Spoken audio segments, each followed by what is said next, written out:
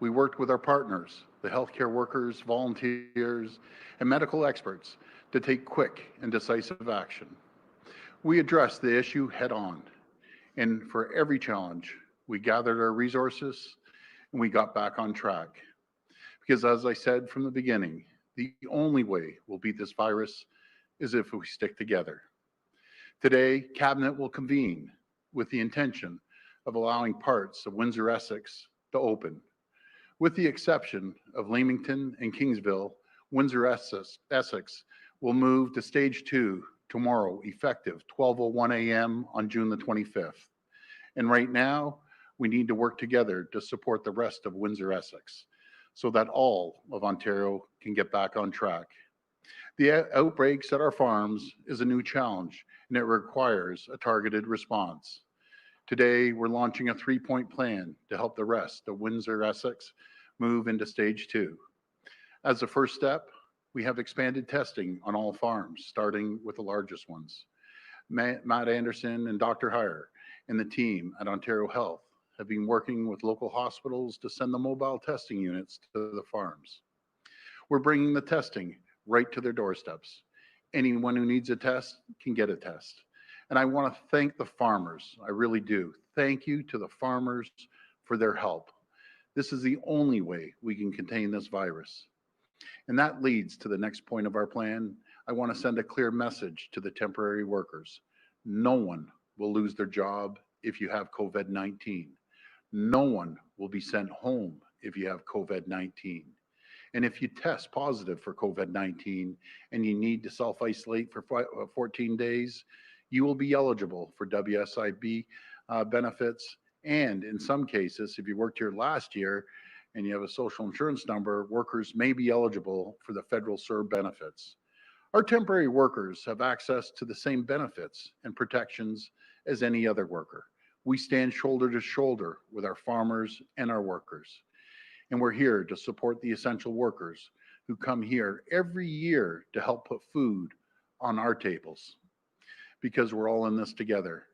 I also understand that our farmers are often on the seasonal schedule, and this is one of their busiest times of the year.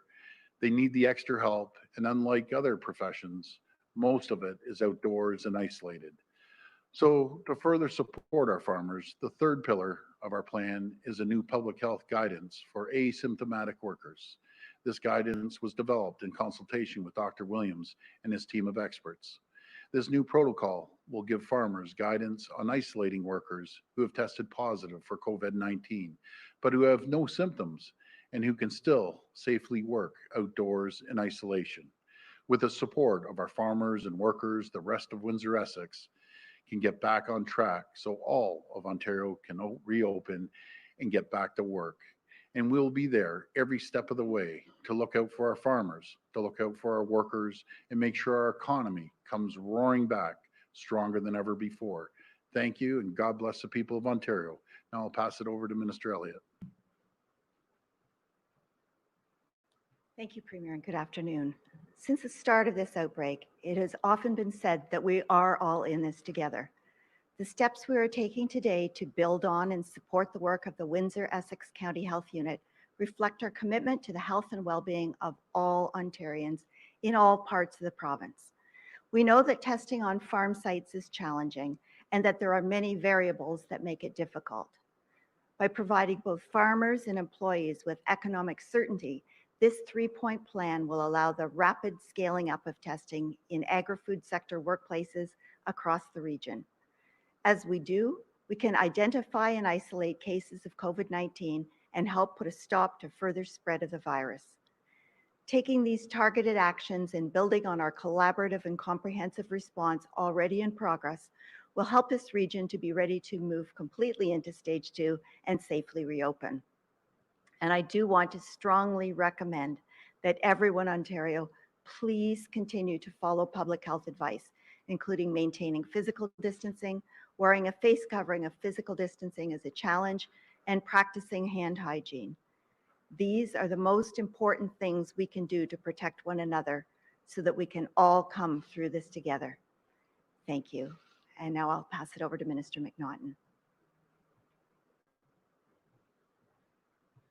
Thank you, Minister Elliott, and good afternoon. As the Premier announced, Ministry of Labour, Training and Skills Development inspectors are beginning a new round of inspections today. They are teaming up with federal inspectors and local public health officials to conduct the first joint inspections on farms in the Windsor-Essex region. Inspectors will look at workplaces and living quarters, which is key, because provincial inspectors don't have jurisdiction over the bunkhouses. These new inspections are just one more way our government is ensuring its workers are healthy and safe, regardless of their nationality. Because in Ontario, migrant workers are entitled to the same benefits and protections as any other worker in this province. That includes safety and insurance benefits, which are administered by the WSIB. It also includes protections afforded by the Employment Standards Act. A worker's passport does not determine how they are treated in our system. That's not the Ontario way. The law in this province is clear. Employers must take every reasonable precaution to stop the spread of infectious diseases like COVID-19, and there are stiff penalties for anyone who doesn't follow the law. As we know, the vast majority of employers in this province are doing a great job. To all of you, keep up the good work. The adjustments you've made haven't been easy, but they are critical to get Ontario back to work safely. If you are an employer and need more help adjusting to the new conditions, please check out the nearly 200 resources we have posted at ontario.ca/COVID safety. These resources have been translated into multiple languages, including French, English, and Spanish. And if you are an employer that is not taking this situation seriously, there will be consequences. To successfully reopen Ontario, we need everyone to do their part to protect the health and safety of workers. The connection between workplace safety and our economic success as a province is crystal clear. That's why we all must do our part together. Thank you. We'll go to the phone line for questions. First question. First question comes from Brian Cross from Windsor Star. Please go ahead. Hi, Brian. Hi. Could you please explain that third directive? Did I get it right that people who are asymptomatic but are COVID-19 positive, that's how you deal with those guidelines for dealing with them? Yes, that's correct, but I'll pass this to Dr. Williams.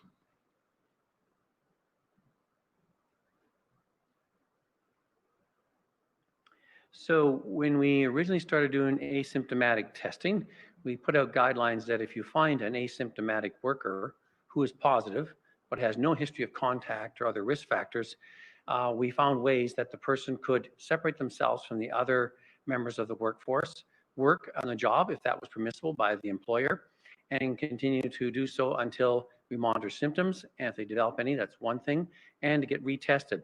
Because sometimes we find some people who were already resolving, if you retest them again, they become negative. And so we saw that as a false positive in a sense, positive lab test, but a negative one as far as clinical impact. We found out on this event here, it was the first, we had a cluster of asymptomatic workers who tested positive. So we put out a cluster method where you could take those individuals who are asymptomatic and are still test positive and ask them to work separately from the rest because they're mostly on farms, they're out in large acreage. They can daytime have no problem. They would wear facial covering, of course, and then how the farmer would work to have them sleeping in separate together, away from the rest of the workforce and from eating and etc. So they're not interacting with the rest of the workers. We would monitor them. We would retest them within 48 hours. And if any develop signs or symptoms, we would have to deal with them as possible cases. If they turn negative, they could resume their duties and go back and work with the workforce as same as the rest. So it was an adjustment to our previous policy because we hadn't seen this cluster type picture of a group of asymptomatic workers in one location that were test positive but asymptomatic. Follow up? Yeah, is this unusual? Like, has this been done anywhere else where non-migrant workers, a cluster of them test positive and they work in any case? Ontario is one of the first provinces to do a lot of asymptomatic testing. That's what Dr. Huyer has been undertaking in various settings, including on farms, some in workplaces. So as a result, we haven't got a lot of information and science behind this in Canada. So we're one of the leading ones in doing that. So in a way, we're breaking new ground on that, understanding what the tests mean, because you may have a positive test, you may have already resolved from a previous infection. And if you have any just remnants of even dead virus or parts and bits and pieces, our test is so sensitive, it'll pick that up. But of course, if you wait for a day or two until it clears, they would turn negative again. So we're learning more about our testing, how that fits in the overall clinical picture. And when cases are resolving, some people can keep some in their nasal passage for a period of time, even though they're no longer infectious or are infected at that moment. So as we learn more, we change things, we adapt, and we discuss this with our federal, provincial, territorial partners. Next question. Next question comes from Krista Lee Farley from AM 800. Please go ahead. Hi, Crystal. Hi, Premier. I understand you're coming down here for a haircut now. Yeah, I am. You know, once we get Leamington and Kingsville, Crystal, and we're going to work together. And it's amazing when you work together and everyone's kind of pulling in the same direction, how we can get this resolved. And I'm so happy for the people of Windsor. This was weighing on my shoulders, but everyone cooperated. I want to give a shout out to Dr. Ahmed too, and Mayor Dilkins. They're working their back off, and we ended up knocking down the barrier. Okay, my real question now. I understand that an inappropriate comment was directed at you this morning from one of our NDP MPPs in Windsor-Essex, and there has been some backlash on Twitter that the comment is not doing Essex County any favors, and I'm just wondering what your response to receiving that comment was this morning in the legislature. Well, you know, some was water off a duck's back. I'll tell you, I've never heard anyone swear, and over 200 times I've been in the house. You just don't do that. But, you know, it happens. I forgive the guy. Let's just move on. My main focus is I want to protect the people of Essex. I love the people there. They're, you know, salt of the earth people, and so is Windsor. That's why we're doing everything we can to make sure we open up, which is great news. And I want to thank the team for doing that, led by the Minister of Health and Dr. Williams, Dr. Huyer, and Matt Anderson. Everyone pitched in. And it's amazing. Like I always say, every time we hit a hurdle, we seem to get the troops together all around, not the government per se, but everyone involved, the stakeholders, and we end up getting through it. So I'm just so happy. And the folks in Kingsville and Leamington, we're throwing out every resource to get you back on track very, very quickly. Follow up. Yes, and so I wonder then, for those people in Leamington and Kingsville, you know, it might be difficult for them to not try to book a hair appointment or some type of appointment in Amherstburg or LaSalle or in the city of Windsor. So what's your message to them, and how will you, I guess, stop them, or will you try to stop them from going into other parts of Windsor-Essex for these appointments? Well, there's no way of stopping anyone. And I've always said, I don't like the so-called police state that if you go there, go there. We're just trying to protect the workers and the farmers. That's where it's really focused on, and not so much the general population. And we're going to get them to the next level as quickly as possible, because they're great folks out there. And I can't wait to go down there, by the way, and get this bushy haircut taken care of. Next question. Next question comes from Allison Jones from the Canadian Press. Please go ahead. Hi, Allison. Hi, Premier. I'm hoping you can touch on the expanded testing bit of your 3-point plan a little bit more. Is there something new in the testing regime that you're announcing today, or more the sort of focus mobile testing that you had been talking about before? And how is that going? Are you getting any more cooperation than you have been in the past? Yeah, and I got to send it to the expert, you know, Dr. Huyer, as we always call him, Dr. Dirk, but he's this guy's a champion. I can tell you that. So I'm going to pass it over to Dr. Huyer. Thank you, Premier, and good afternoon, everybody. So thanks for that question. The farmers and the farm workers have been engaged in these discussions throughout. We started doing some testing and offering testing following recognition that there were some farms that were struggling with infections. And throughout, we've been engaged in conversations with the farmers. They've provided feedback to us about the approaches that we've taken, and we've listened, we've learned, and we've responded. Dr. Williams worked with the local medical officers of health across the province in thinking about strategies, as he talked about, groundbreaking in Ontario. And those were questions that those were things that flowed from the questions that the farmers and the employees asked. So what we've done is we've built an additional capacity for on-site testing. We continue to have the availability for an assessment approach that's based and people can come to. And we're really working with the farmers and the farm employees to provide the best service possible to do this as quickly as we can. So I think the additional things are additional perspectives from Dr. Williams, additional capacity for on-site testing, and continued engagement and with OMAFRA. So the ministry overseeing and working with the farmers, as well as great engagement from the associations that work with the farmers, as well as the farmers. Follow up. Okay, I see here that the news release says that about 350 asymptomatic workers have been tested since on-site testing launched this past weekend. So is it now 350 plus the 700 some odd who were tested before? Because that's really still just, about 1,000 workers out of the 8,000 in the area. Yeah, 1,000 workers seems to me to be a large number, and really hats off to the farmers and hats off to those employees that attended, and also to the hospital staff who mobilized out to on-site work where it's hot. All of the workers are taking time from their work, and the employers have pulled them together to be able to allow this testing to occur. For me, 1,000 is a lot, and we're working to continue to do all of the workers that are in the area. We mobilized just starting Saturday for more additional on-site work. And so we're scheduling and we were working on that yesterday. Multiple phone calls I was on working with OMAFRA as well as others and farmers. Great questions, great conversations, and we're moving along very quickly to support the farms. Next question. Next question comes from Mike Crawley from CBC News. Please go ahead. Hi, question first for the Premier. We've noticed that there's been long-term care facilities that have had outbreaks. They get named, but you're not naming or you're not mandating that the local health units name the farms that have had COVID-19 outbreaks. And you've also talked about how some farms are not cooperating with testing the workers. Some farms are, but some aren't. So wondering, why are you not naming the farms that are failing to cooperate? And why is the province not requiring that the farms that have outbreaks be publicized?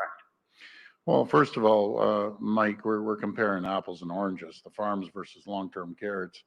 It's night and day. And I want to give a thanks to OMAFRA. They've been on every single call. They've been working hard. The Minister of Agriculture has been working hard along with the Minister of Labor and Minister of Health, and we're just working together. You got to walk a mile in their shoes, and none of us have. Just imagine you have a business, a farming business, which is tough at best of times. You're working your back off. You could lose your business in a few weeks, your lifelong passion, and you could lose $25–50 million just bang, gone. So we got to protect the farmers. They put food on our table, and then we have to protect the workers there too. They've come from a different country to jump in there, and they do it every single year. There's well over 11,000. Sometimes it'll peak up to 16,000 in the fall as well.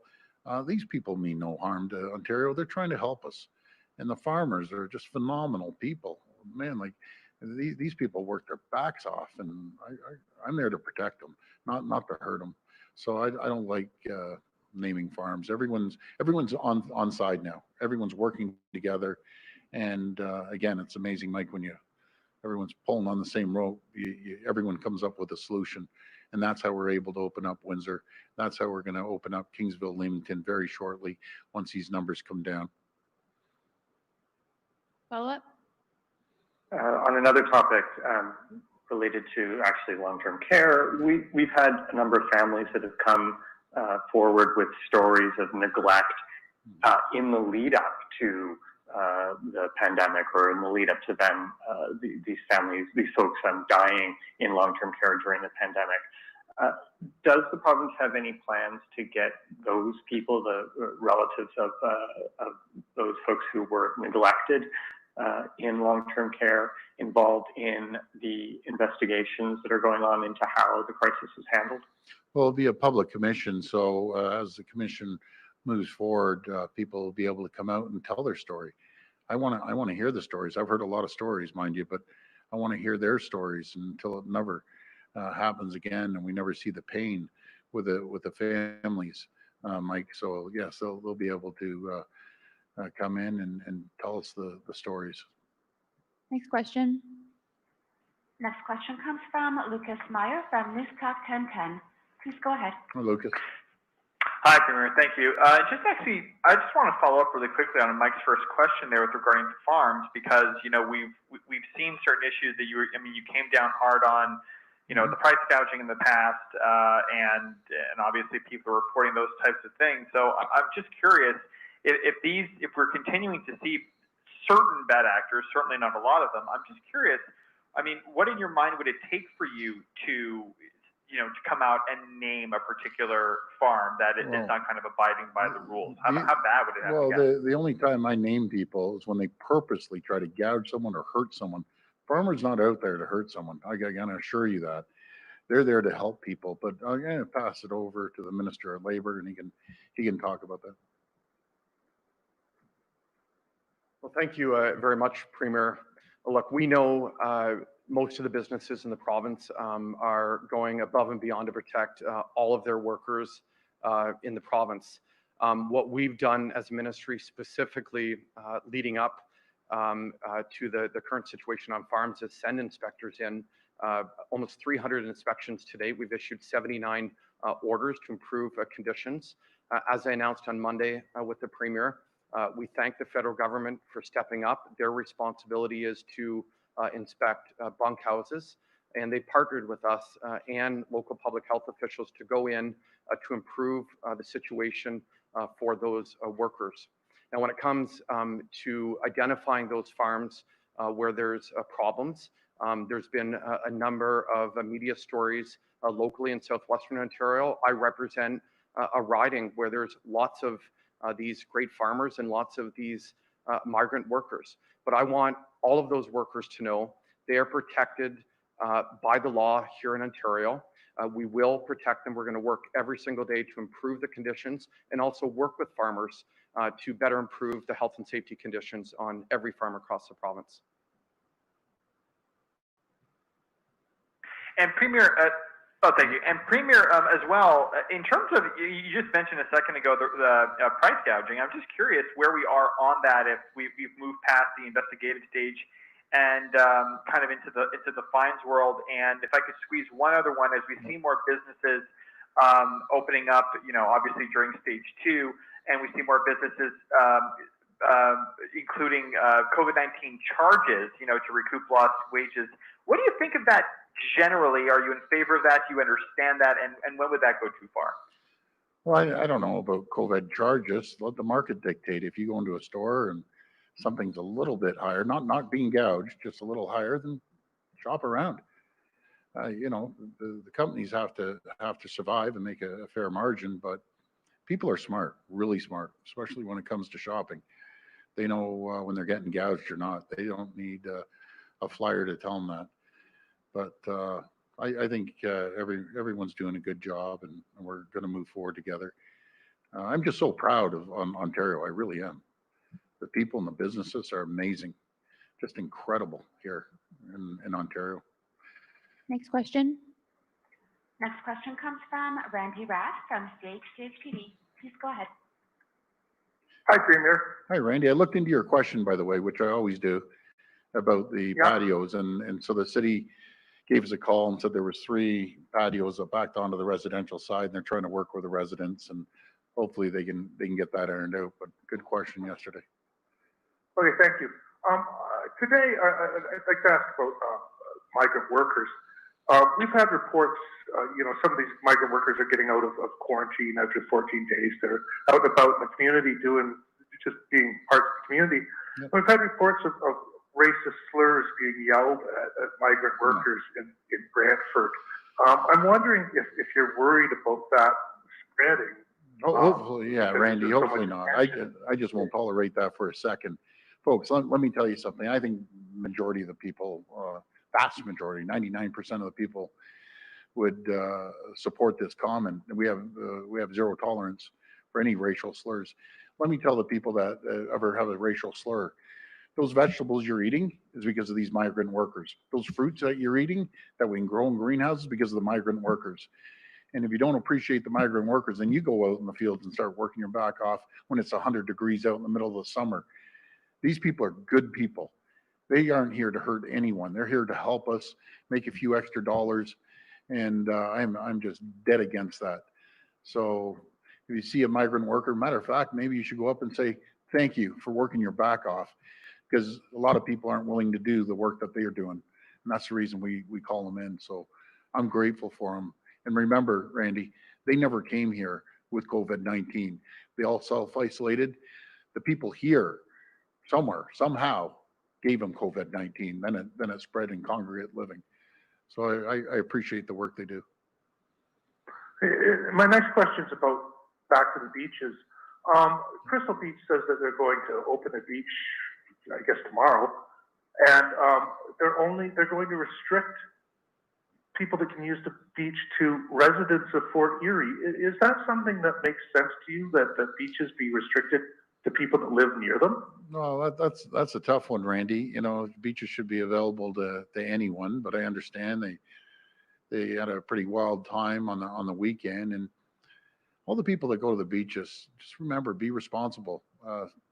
Make sure that you stay 6 feet away from someone else, unless it's within your social bubble or group. But we all have to be responsible and respect the land that we have here in Ontario. Next question. Next question comes from Cynthia Mulligan from City TV. Please go ahead. Hi, Cynthia. Hi there, Premier. How are you today? Good. It was great to see you in the house today. I haven't seen you in my months. first time there in like 3 months. It was very quiet though. That Benzie's really sporting a good tan too. I'll tell you, he's looking sharp. So my question is about long-term care, Premier, and I've noticed in looking at the data that in the past 2 weeks, there have been 41 new long-term care outbreaks. In the prior 2 weeks before that, there were only 14. Is this a huge concern that's being watched carefully as visits are starting to open up? I've also noticed that 227 staff have been infected. So what's going on here? So it's always concerning, and we're watching like a hawk, but I'm going to send it over to the expert, the Minister of Health, and she'll be able to answer that. Thank you. Well, it is a concern whenever we see the numbers going forward, and especially with respect to long-term care homes, because the populations there are so vulnerable. It is perhaps a reflection of the gradual reopening of the economy, which we're watching very carefully. I know that Dr. Williams watches it carefully, as does Dr. Huyer. But we need to make sure that as we reopen, that any impacts are assessed and that we make any changes as necessary. But allowing people to come to see their family members when it's outdoors, when people have been tested in advance, is really important. We've heard that from both the residents in long-term care as well as their family members. So as long as it's done with the right physical distancing and as long as people have had the testing done in advance, we don't anticipate an increase in the number of cases. But it is a group we are protecting very carefully.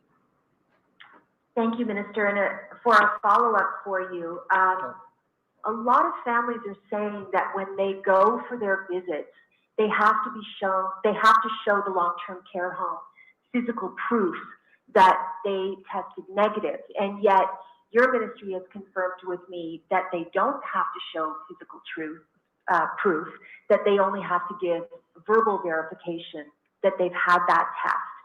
So has it not been communicated properly to long-term care homes that they don't require physical proof of a test, or are some being too strict? I'm going to refer that one to Dr. Williams, Cynthia. Thank you.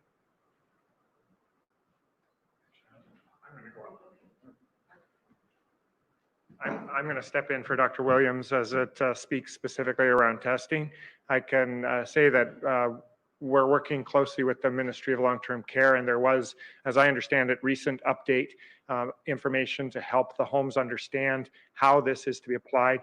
In the policy, it says attestation, so which may have potentially caused some confusion. Essentially, it means that the person who is attending does say that they were negative. It does not require the document, and I think people have interpreted that differently. It is my understanding that the Ministry of Long-Term Care, who has made the testing decisions, has updated that information and provided that clarification. Next question. Next question comes from Laura Stone from the Globe and Mail. Please go ahead. Hi, Laura. Hi, Premier. Some workers on, some migrant workers on these farms have described some pretty horrendous living conditions, not just in Windsor, Essex, but other parts of the province. They say they've been treated like animals in some places. So what are you going to do to ensure that these people are treated properly? And if the government is stepping up investigations, what are the consequences going to be for these farms other than issuing orders? What kind of consequences will they face if these workers are not being treated properly? Well, the Minister of Labour put in a lot of guidelines and orders actually to follow. I'm going to pass it over to Monte. Well, I can promise every worker in the province, including those in the agricultural sector, that we're going to enforce all these rules to protect all of these workers. They are heroes, like the Premier said. I mean, they are the reason why we have food on our tables. And every employer in the province knows the legal ramifications of breaking the law if they're not protecting their workers. I mean, the maximum fine is $1.5 million and potential time in jail.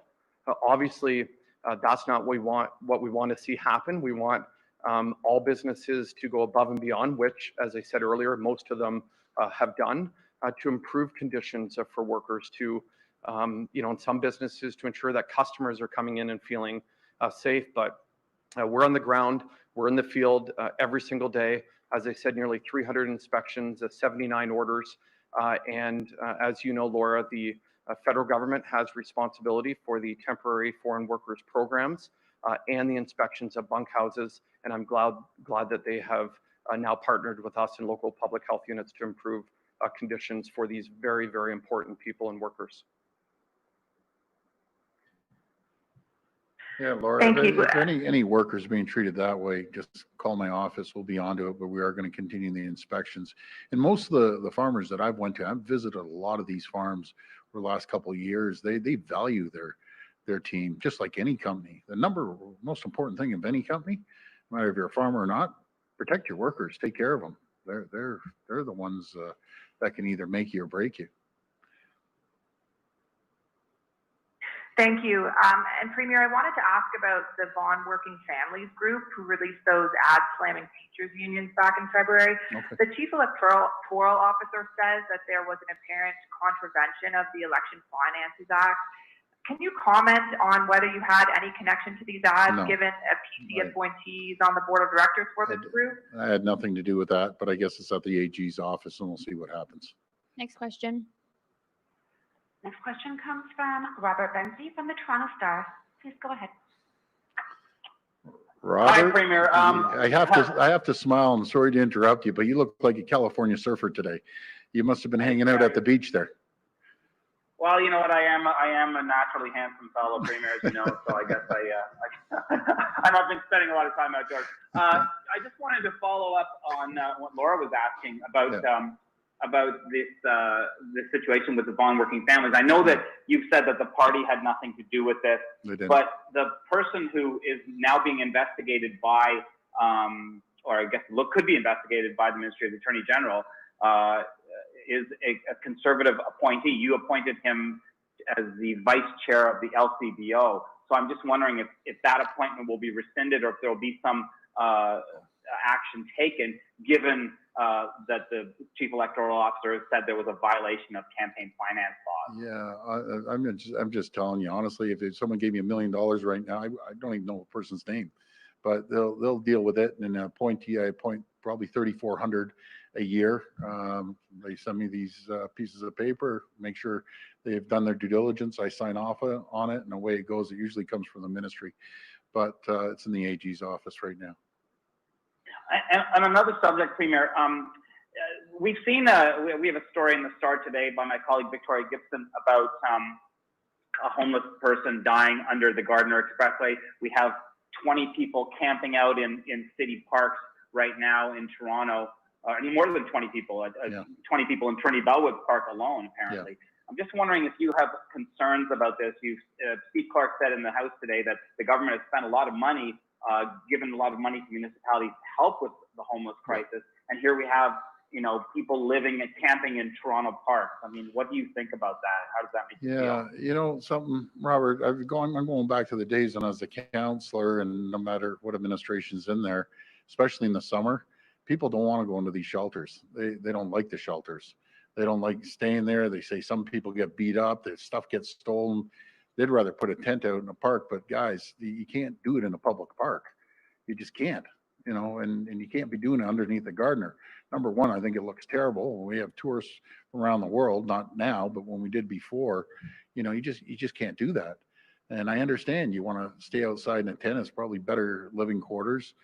But that's an ongoing issue. Just don't hang out in the parks.